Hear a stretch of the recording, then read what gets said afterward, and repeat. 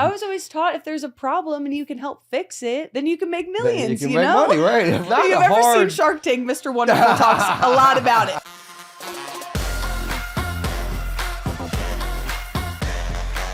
Hi, guys. Welcome to the Elation podcast today.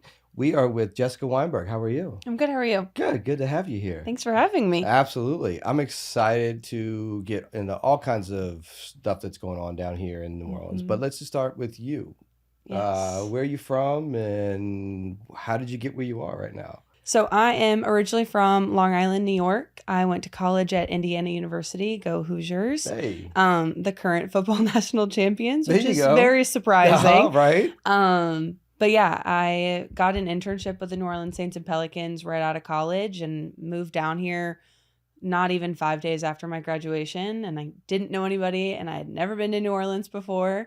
Well, wait, so how did you get that job? Like, did you just reach out or what happened? Applied. It was funny enough, it was actually Easter morning. So it was early April of 2021. Okay. And so we're like kind of not fully through the whole COVID time yet with at least like academics and universities, and everyone's graduation was remote.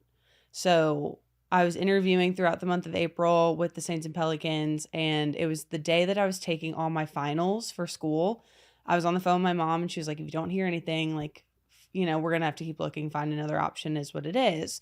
And I was driving home about to go take my last final, and I got a call from my soon-to-be future boss, and he was like, hey, there's one game left in the NBA season. We want you to come down. We want you to have the internship. Can you be here by the 13th of May? And I was like, yes. I didn't even look at what day of the week it was. So I was driving home from Indiana Tuesday. Wednesday, like everything was getting settled. Saturday was my graduation from my couch. Thank you, COVID. And then the following Thursday, I was on a flight down here. And the month before, I had met a girl who went to Tulane, and she let me crash on her couch for a few days until I could sign a lease. Wow. Signed a lease, worked that first and last Pelicans game of that season, and Wow. I've been here ever since. Wow. Well, it just shows the power of reaching out, right? Oh, yeah. I mean, you shouldn't be scared to apply for that job. Mm-mm. You never know what's going to come from it. So you really had never even been here before, huh? I'd never been to New Orleans before. Wow. What a journey. What a journey. But, coming from Long Island, you definitely probably have a little bit more get up and go, I feel like, like New York creates a lot of people that aren't scared of little things, Yeah. which scare most people. I've always been really like adventurous and really just like, it was always my mom and I growing up, and my mom was always just like pushing me to always be adventurous and independent. And I mean, even in high school, I went and I studied abroad my sophomore year of high school in Australia for 10 weeks. Never had been there, never met anyone from there. And Wow. I think it comes with a lot of just like experiences of being willing to take the risk, Right. that it becomes more comfortable. Like once you step out on the ledge and realize you can catch yourself, it's not as scary like the times after that. Right. 100%. But what were you going to school for? So I was a sports marketing management major in college. Okay. So Yeah. it very well matches Yes. with what you got linked up with here. That's awesome. Yeah. So when I first came down here, I was, like I said, working with the Saints and Pelicans, and I was at first just an intern. And within 8 months got promoted into the full-time role of live entertainment coordinator. And for the first 2 weeks, I had no idea what that meant. So I kept walking around calling myself the live event coordinator because I kept forgetting my own title, which is like unfortunate. I should know what I'm doing, but it exposed me to a lot because I, again, not being from here, didn't really know the importance of music. Right. Had never really been exposed to like obviously radio music, but never had been exposed to as much live music growing up. Right. Because you don't play any instruments or anything. I played the violin for like a little while, but Okay, not. all right. That was like a school mandated thing, I not because I gotcha. wanted to. All right. It's still, violin is not an easy instrument to play. No, but my whole family played string instruments. Oh. So whenever given the choice, no one went for singing, no one went for band. Everyone went for the violin. Wow. Me, my mom, and my 2 aunts. All of Okay. us were string instrument people. That's all. You got full orchestra at the house. I know. Huh? At that point, we could just set up the whole thing. But yeah, it was just like had never really been exposed to it. And so when I got the role, I knew it would take a lot of work on my end to figure out kind of what I needed to know in that position. Right. And I was going out to Frenchmen, going to Tipitinas whenever I could to learn who people were, to network with individuals. Because at the end of the day, it all comes down to networking. It all Right. comes down to who you know. Doesn't matter the industry. Everywhere's the same. Right. The more connections you can make, the better off you are. And by the time because I worked for the Saints and Pelicans for 3 seasons, we had booked over 350 performances in a year, Wow. which was crazy. Well, then you start to realize how small the entertainment circles are, Mhm. especially in a city like New Orleans. Like we all, know each other somehow. Yeah. What are some of your like favorite people you've booked? That's a hard question. We've booked so many people, and we've been really fortunate that 90% of the people we booked at when I was there were local. Right. And we were doing everything from in-game performances where people were coming down during a timeout performing their original music, to anthem, to halftime, to pre-game performances. And we booked Big Frida for our first ever Pride Night. We've done Soul Rebels, Sema Funk, Don Richard, Tank of the Bangas, Tanya Boyd Cannon. Like, we've had a plethora of individuals we've been able to book that it's hard to sit here and be like, That's my our favorite. favorite. Yeah. And I would say like favorite moment is biased to what I just said. It's like different from what I just said, because my favorite performances were based off of the moments and the feeling in the building. Right. Because there's very few times where, especially when you're in the moment, booking the talent, running them around the building, that you get to kind of take a step back and realize like, wow, I helped put this together. Right. And it was my second season. We were playing OKC in the play-in game for the Pelicans. We lost the game. Right. That didn't matter. And it was the fourth quarter, and the Pels had just gone a run. We were finally in the lead. OKC calls a timeout. Whenever the opposing team called a timeout, we called it a code red. And all the lights in the building went out, and every light was red. And it's like one of those feelings that you can't really understand unless you've been in the building, and you can Right. like pick up on everyone screaming, everyone's on their feet, everyone's yelling. It's like, it's actually chaos in the building. And all of a sudden you hear the intro to No Hands by Roscoe Dash. Mhm. And everyone's on their feet, having the time of their lives, until they realize Roscoe's coming down the steps. And now everyone's in the aisle with him. Everyone's cheering him on. He's singing with people. And he was so good about interacting with fans and like pulling them into the aisle. People were trying to get selfies. And he was just like, okay. And he went with it, And he's Right. coming down the aisle, and everyone's having the time of their lives. I'm standing there trying to like back up the security and like the photographers. And it was just one of those moments where you realize, like, looking back on it and hearing the way that the building responded to it, Mhm. that you were like, wow, I had a hand in this. That's awesome. So No, that's awesome. No, and I mean, sports and music have great moments like that where they really unite everybody. And then when you blend the two, it just, it's off the charts. yeah. But that's awesome. So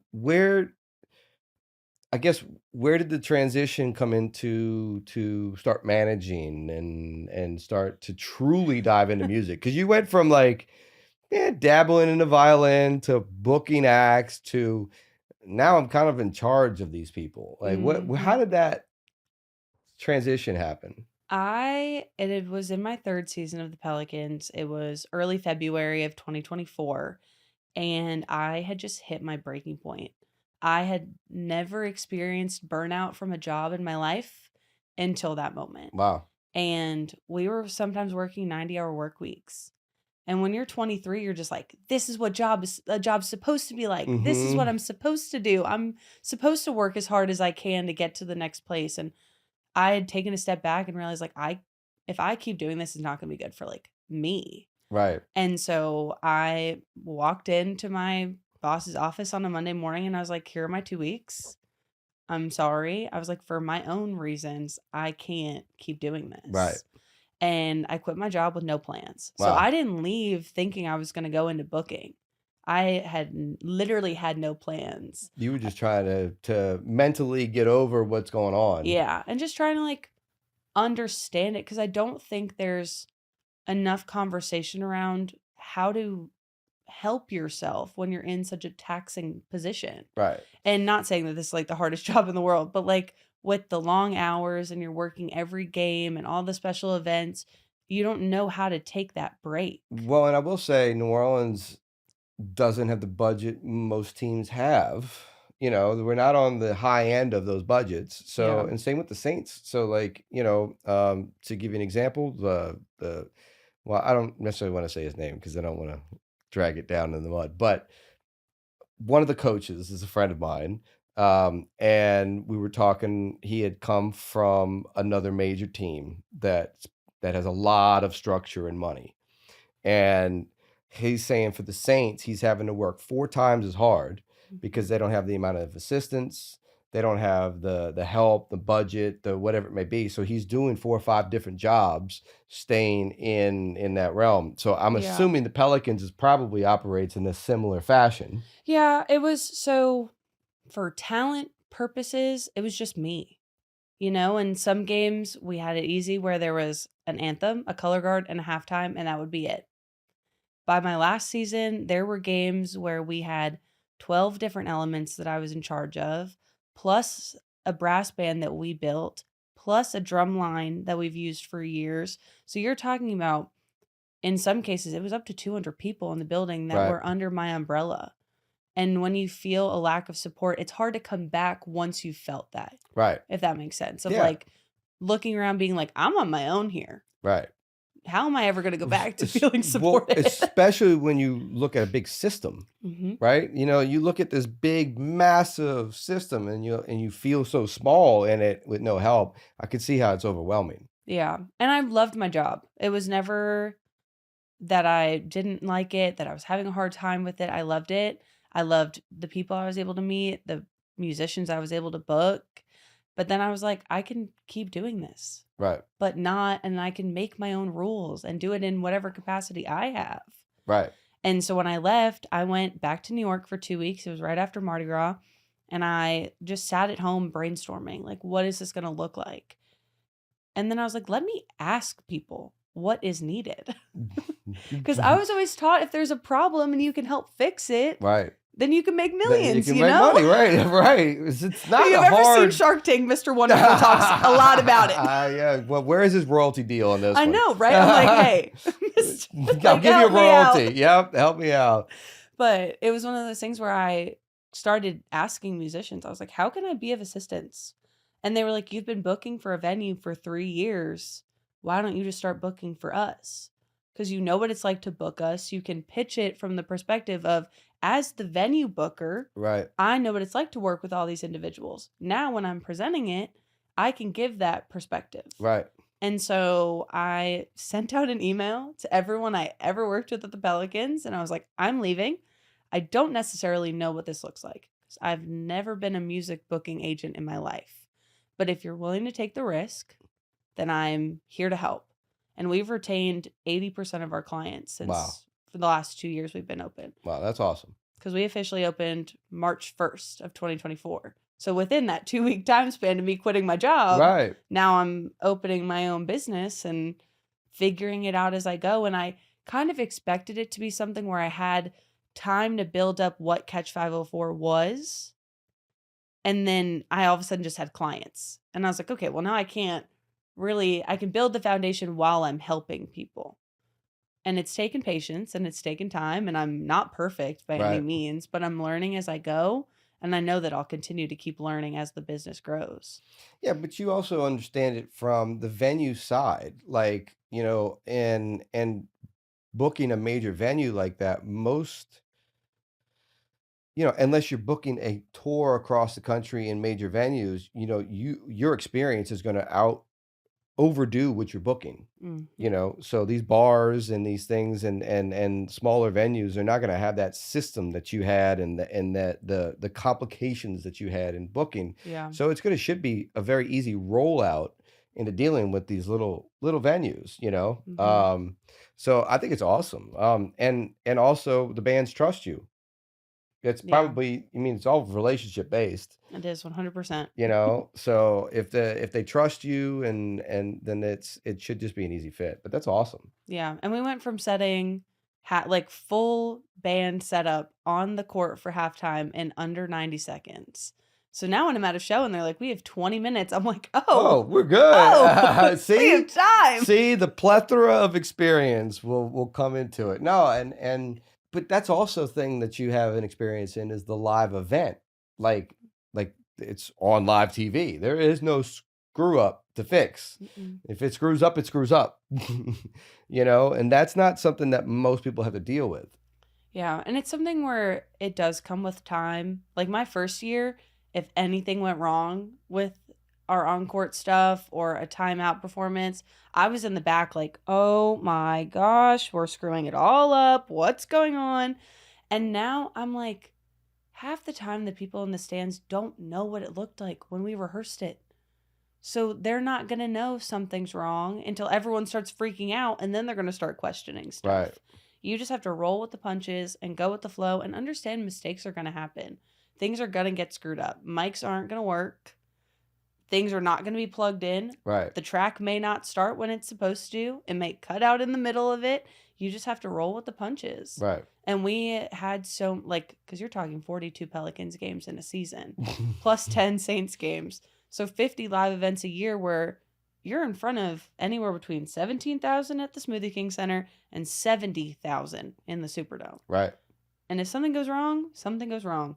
And that kind of exposure therapy, when I'm at a bar with 300 people, I'm like, you know what? We got it. Yep. We're fine. Yeah, that's a whole nother level. So just a little bit of a story. So I was doing live sound for a show in Vegas at the Palms Casino Theater, and it was for Monster Cables. They were sponsoring a Michael Jackson tribute, and we were actually doing the music direction and the recording of the live show. So we weren't actually doing the live sound as like the company. But anyway, it was supposed to be simultaneously broadcast onto YouTube or HBO and YouTube for the show itself. Okay.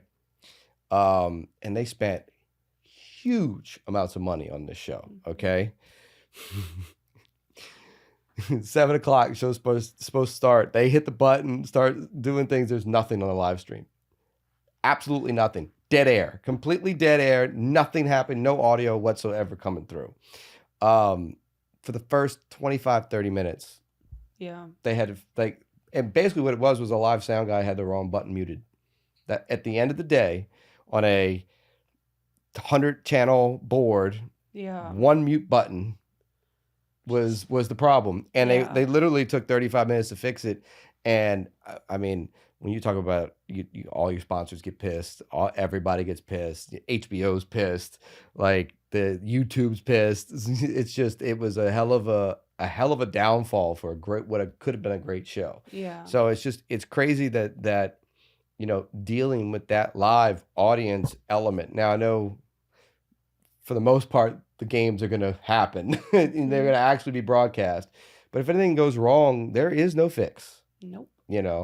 So that definitely translates into, because music stuff is hard. Booking's hard. Keeping acts happy is hard. Keeping venues happy is hard. I mean, it's just it is a dynamic that you have to truly understand. And if you know the bands already, it makes it easier. It does. It helps a lot. And I'm somebody where when I opened my business, I've watched my family own, everyone in my family is an entrepreneur. Everyone in my family owns some sort of business. That's awesome. And so I've been exposed to it since I was really little. And the one thing that everyone always said was, when you get to work, you got to be professional. You have to be this like buttoned up version. And I was like, I want my business to feel like me. Right. I want people to know that like this is a safe space. If there's other stuff in your life going on, like this is a place you can talk about that, because there's so much that goes on in the world, as we all are seeing right now, that it's hard to sometimes pull yourself away from that to be able to focus on your branding, your music, just anything when it comes to being an artist. Right. Well, and we're all emotional, creative weirdos, Literally. Literally. I mean, that's what we all are in this industry. Like, Yeah. And we get very emotional when it comes to things. And it might not seem big to somebody, but in our head, it's massive, Yeah. So yeah, having to control all those emotions is difficult. But I would say too, entrepreneurship has changed over the years. I feel like my grandfather used to wear a suit tie every day, like, Hmm. and yeah, that's fun. But at the same time, like, I feel like if today's world, if I wore a suit and tie every day, everybody would think I was a banker. Yes. Like there's just certain stigmas that you don't get over now, and Yeah. I feel like it's more toward the let's be yourself Mhm. angle is the entrepreneur world now. Yeah, and I think it really helps realizing that like you are the brand. Right, I'm a team one of one right, and I represent under 30 artists. right, right, Like if I'm not myself, I will hit that burnout stage right, again. right, And I pride myself in being someone that people can come to and being myself and seeing other entrepreneurs around me being themselves and their brands growing because of who they are. right, It's not because someone dropped a new clothing line, it's because that individual right, dropped a new clothing line. right. Understood.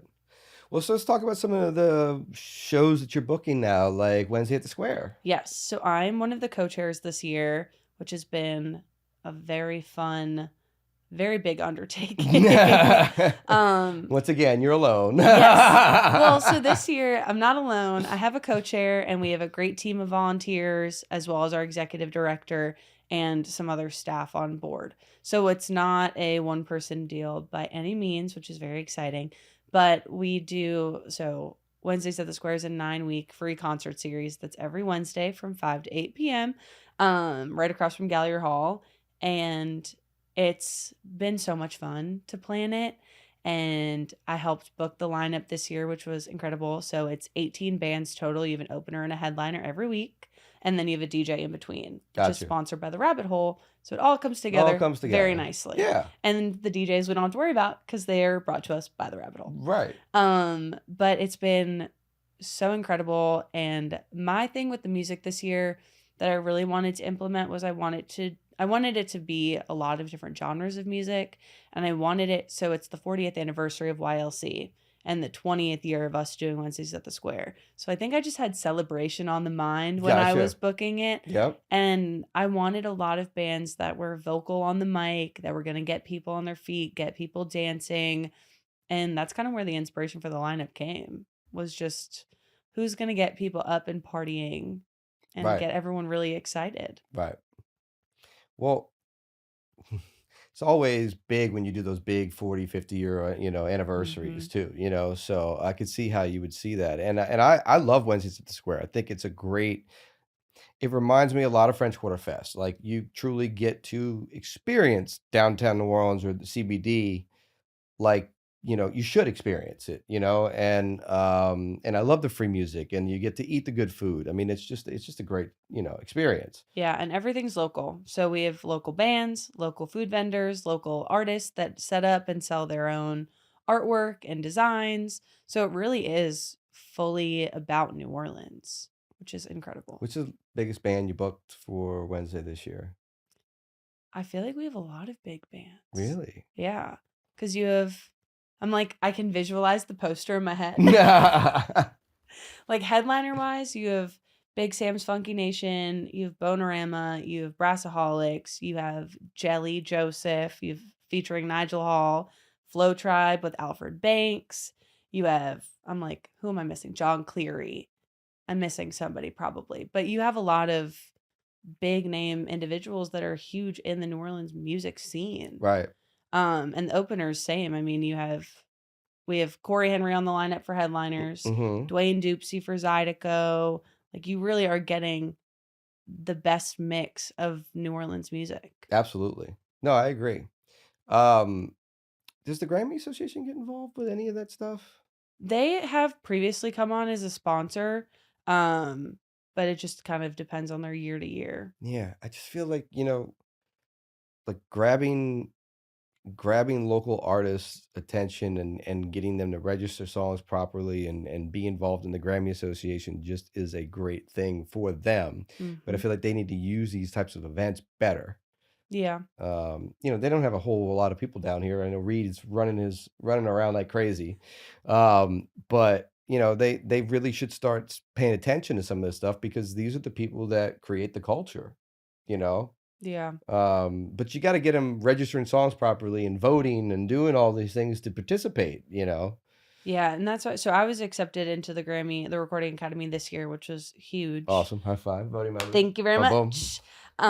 But I'm not like a voting member. I'm just a Okay. professional member. Gotcha. And my main thing is because a lot of the musicians that I represent aren't members. Right. So I feel like I'm always reminding them, hey, like applications are due this day. They were actually due March 1st. So I was like, applications are due. Let's get your recommendations in. Let's figure Right. out how we're going to do this. Because I know that I don't have a say, but I can help not influence their say, but influence them to know that, like, hey, we have a say in this. Yeah. Yeah. And it's huge. And also getting them participating into registering their work on time and Mhm. into a space where they could get voted on, and then Yep.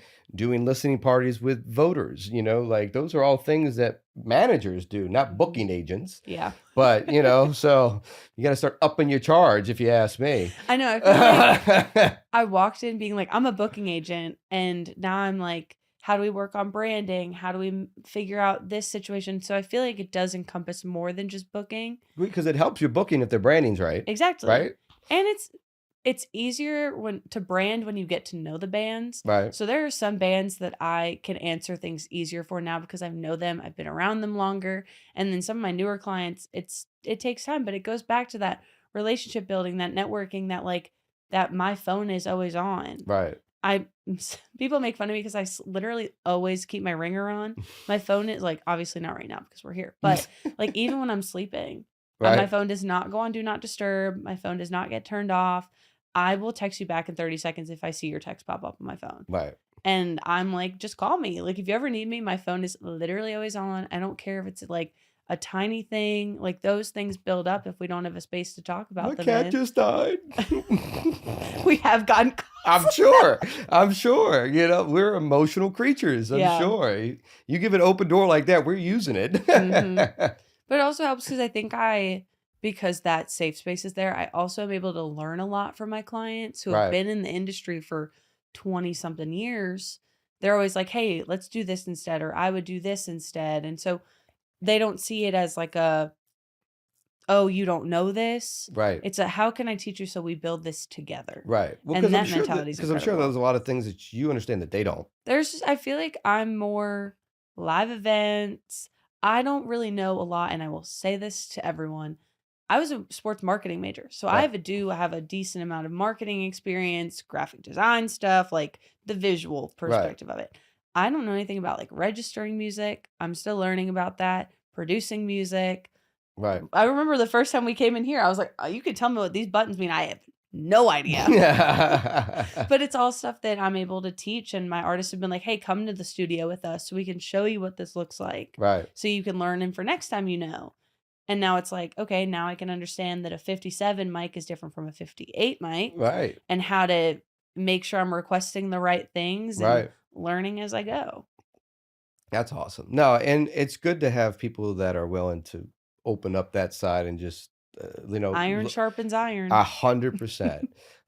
Because, and I do think that experience is almost subject to being from New Orleans because, you know, I spent a long time in LA trying to learn. People hold on to knowledge because they make money out there in it, and I feel like down here we're more willing to open up a little bit and bring in people, you know what I Yeah. mean? Um, and especially if it's about a feeling or someone you trust, and any of that learning curve stuff is not important, because the trust Yeah. part is what we really, I feel like, attached to. You go to a big city like LA, they covet the information into the circles around them so that nobody can infiltrate the money, which makes Yeah. sense because it's more expensive to live out there, But at the same time, I think it's great that you got that feeling down here. Yeah. I mean, I wouldn't be where I am without that, and Yeah. even in college when the world was shut down from COVID, I got on the phone with people and I was calling because I was like, sports is shut down because I'm on my couch. That means they're on their couch. So Yep. I called like 45 different people in professional sports, learning about their jobs. What do they do? How did they get there? What do I need to know? What advice do you have for me? And I've kind of carried that same mentality now of like, I love to mentor people and Right. what I know. I know it's not everything, but then that helps. And it just helps to have a network. Like I was always taught that you should be the person that people come to be connected. Right.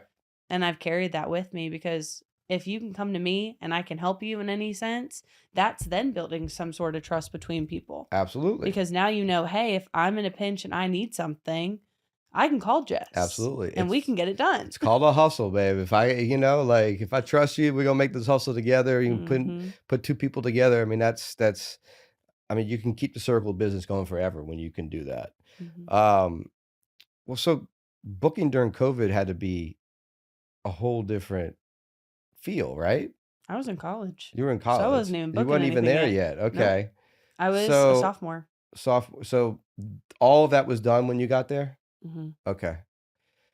Because that had to be a whole different aspect of what am I doing in the business? Well, because that's why that last Pelicans game was so late into May. It was because COVID Right. pushed Okay. the Makes NBA sense. season back. Makes sense. So that's why it wasn't like a mid-April like it usually is. Right. I was pushed back and they were like, hey, it's mid-May and you can get here. Right. Okay. That makes sense.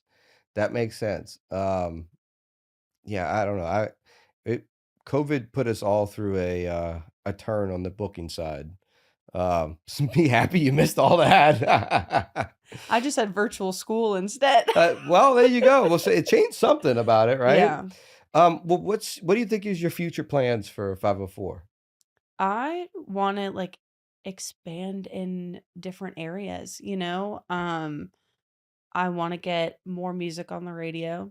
I want to find a way to incorporate a lot more of just live music because it's tough when you're only dealing with venues, Right. and there's only limited spaces for musicians to perform or limited budgets. And I like to think outside the box about how we can make more money, Right. but also still keep those things alive. And like, if we're going to go on a tour, well, what else can we route in there Right. so that we're going to make more money? Right. Because we all need money to survive, unfortunately. Imagine that, right? Yeah. Things are expensive now. So. Even down here. I know. Yeah, things are expensive. Well, I mean, I think it's great, and I love what you do, and I appreciate your hustle a lot. Thank you. I think more people should reach out and not be afraid of the no, because at some point somebody will say yes. It'll take a million no's before you get to a yes, but you'll be glad that you took the risk and did it. Absolutely. Absolutely.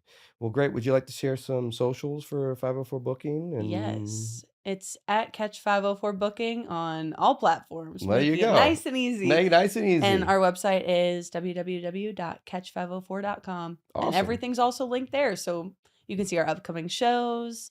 We have French Quarter Fest. We have Wednesdays at the Square. We have a lot coming up. So you can see all of that on there. Awesome. Awesome. Great. Well, I appreciate you being here today. Yeah, thank you. And I feel like we had a good talk. I'm glad we had this. Yeah, absolutely. Well, thank you guys for joining us today. And if you'd like to see more, please like and subscribe. And if not, I'll see you next time. Peace.